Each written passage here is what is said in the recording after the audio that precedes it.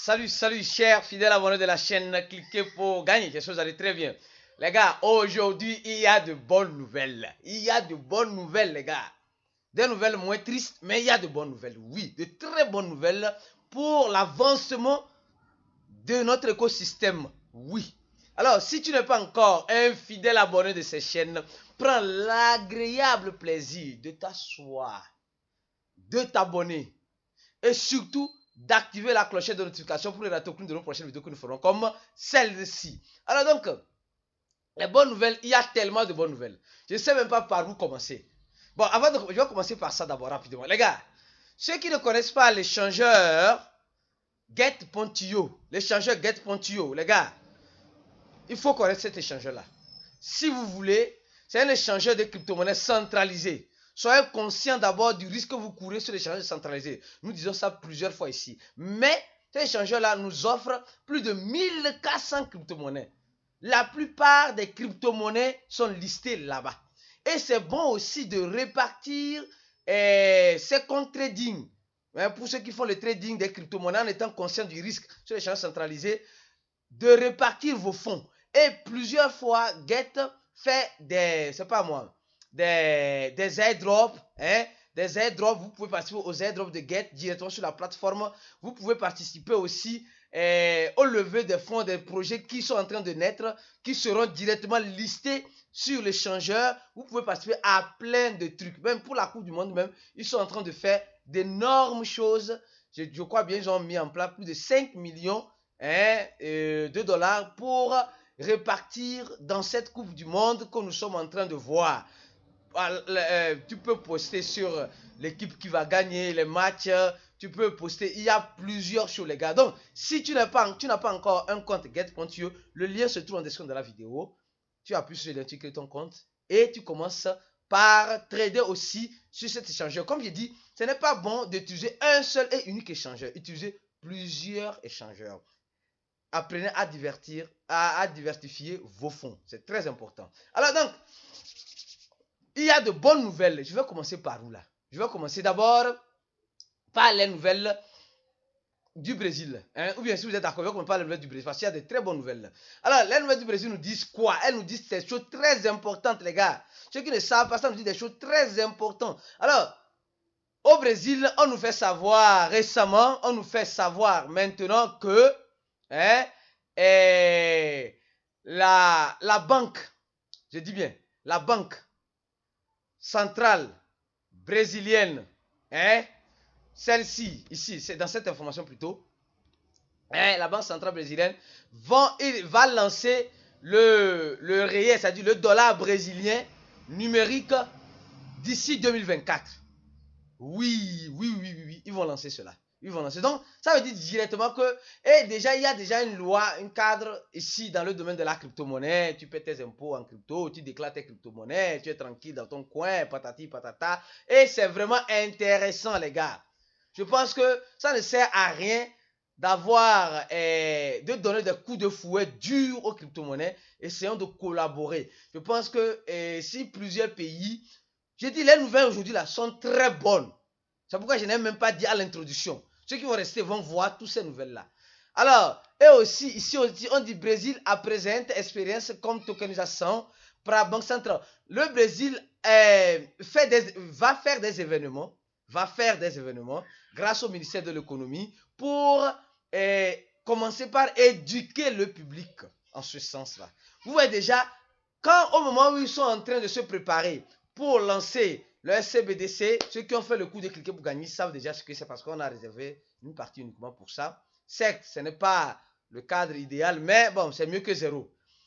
Après avoir, la phase ils sont en train de se préparer pour 2024, ils sont en train de préparer aussi la population à des événements qui auront lieu et qui va montrer plus l'importance de la monnaie numérique, l'importance du web 3.0 avec la tokenisation et tout le reste dans cet événement. Alors donc, c'est très important d'éduquer la communauté. C'est ça, moi je me bats plus sur l'éducation de la communauté. C'est pourquoi on vous dira aujourd'hui, en crypto-monnaie, l'ignorance est synonyme d'insécurité et de perte, surtout de perte. quand tu penses, parce qu'aujourd'hui, il y a plusieurs personnes qui se disent non, on néglige le coût de cliquer pour gagner. Non, lui parle son coût. C'est quand vous allez perdre que vous allez comprendre que vous étiez ignorant. C'est aujourd'hui, quand on parle de la sécurité, les gens sont dans ce domaine de la crypto-monnaie, pensent qu'ils sont en sécurité. Non, déjà être dans le domaine de la crypto-monnaie, tu es déjà dans une insécurité. Maintenant, comment te protéger? Venez nous rejoindre dans le groupe VIP. C'est très important. Je dis bien, c'est très important. La formation est importante dans tout domaine que tu veux faire. Il faut te former. Si tu ne te formes pas, tu risques de taper poteau. Oui, tu risques de taper poteau. Alors, je vais aller rapidement sur la deuxième grande nouvelle, celle-ci. Celle-ci, on nous dit, les acheteurs du Bitcoin ont quadruplé depuis 2020, les gars. Depuis 2020, le nombre des acheteurs des crypto-monnaies ne cesse. Quand on parle d'acheteurs, on parle de vendeurs aussi. Donc, c'est-à-dire que le nombre de personnes qui ont découvert et qui se sont lancées dans ce domaine ne cesse de grandir. Ne cesse de grandir. Et dans cet article-là, rapidement, nous connaissons JP Morgan. Voilà, on dit, c'est la plus grande banque d'investissement du monde. Depuis 2020 à 2022, c'est passé, la population américaine qui investissait était 3%, presque. Après, c'est passé actuellement, on est à 13%, les gars. C'est énorme. Et nous savons que nous sommes en face encore d'une crise qui ne dit pas encore son nom. Et dans cette crise-là, qu'est-ce qui va se passer? Ce qui s'est passé, dans cette crise-là, dans les crises précédentes, surtout du Covid, plusieurs personnes ont connu les crypto-monnaies parce qu'il faut travailler en ligne, il faut faire des publicités, tout cela, faire des transactions. Donc, maintenant encore, on est en face d'une crise. Donc, qu'est-ce qui se prépare? Ce qui se prépare, voici ce qui se prépare dans cette troisième information. Celle-ci, les gars. Nous tous, nous savons que j'ai fait une vidéo ici. C'est pourquoi je dis, si vous n'êtes pas encore un abonné à cette chaîne-là, vous ratez beaucoup de choses. Wallah, vous ratez beaucoup de choses. Oui, vous ratez beaucoup de choses. On a fait une vidéo ici. La nouvelle de la Chine. Et voilà, la nouvelle de la Chine. Oui, on a parlé de la Chine ici. On disait combien de fois la Chine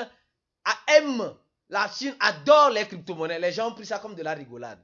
Voilà Hong Kong qui sont en train de mettre des ETF futurs sur le Bitcoin et sur Ethereum. Donc, ça veut dire simplement que au moment où ils étaient en train d'interdire les crypto-monnaies, au moment où ils ont interdit, ils ont dit ils ne veulent plus. Mais dans ce non-vouloir, il y avait une passion, il y avait vraiment l'amour de la crypto-monnaie. Franchement, c'est vraiment intéressant. Je dis bien, c'est intéressant. Ça là. Alors maintenant, venons-en maintenant sur la dernière information qui est celle-ci. Oui.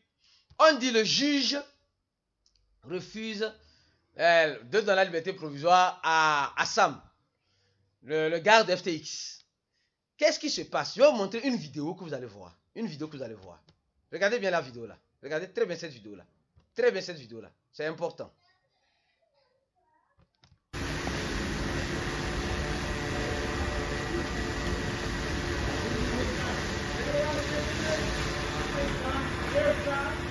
Anything you'd like to say? Vous avez vu? Semblerait-il que notre aîné, frère, ex-milliardaire, a été entendu par un juge et va, en ce sens-là, rester aux Bahamas, je crois bien, et jusqu'au 8 février, je crois bien, en fait d'être extradé, envoyé dans son pays d'origine, les États-Unis. Qu'est-ce que nous devons retenir dedans? C'était un milliardaire, oui. Non, les gars, c'était un milliardaire. Mais du jour au lendemain, il se voit pauvre.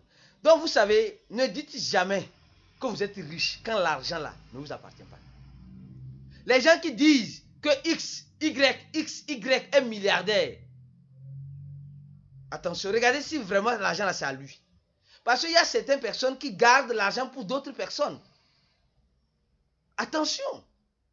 Aujourd'hui, tout ce qu'il a là, ça, en fait, dans la vie, là, il faut comprendre une chose. La réputation. l'honneur vaut plus que tout ça. Il avait eu au moment des honneurs, il avait la réputation, tout le monde le respectait. C'était le boss des boss, il finançait tout. Maintenant, regardez dans quoi il s'est mis. Regarde dans quoi il s'est mis. Alors donc, toi qui me regardes, tire une leçon dedans. Tire une leçon dedans. La première leçon, c'est de ne pas laisser tous ses avoirs sur un échangeur. Deuxième leçon, les gars, important, j'ai dit, deuxième leçon, important. Mon frère, ma soeur, ne dis jamais que tu es riche quand tu sais que l'argent ne t'appartient pas. C'est important. Sincèrement, quand tu sais que l'argent ne t'appartient pas là, ne dis pas que tu es riche. Le gars était milliardaire, du jour au lendemain se voit en prison et devenu. On ne peut pas dire qu'il est pauvre, non. On ne peut pas dire qu'il est pauvre. Non, il n'est pas pauvre. Il a encore quelque chose qu'il a caché. Il a encore des choses qu'il a cachées. Et actuellement, c'est un gars dangereux. Moi, il dit c'est un gars dangereux. C'est très dangereux. Cet épisode de FTX, là, ça va finir maintenant. Vous allez comprendre, ça va finir maintenant.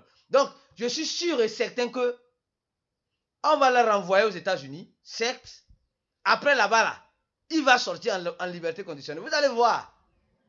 Au moins ça, là, la petite vidéo que je viens de vous montrer, là, ça va servir de leçon à toutes les personnes qui utilisent l'argent des autres pour faire de n'importe quoi. Et quand ça chauffe, ils ne sont pas capables de payer. Vous aussi, nous aussi, je dis nous aussi, je suis dedans.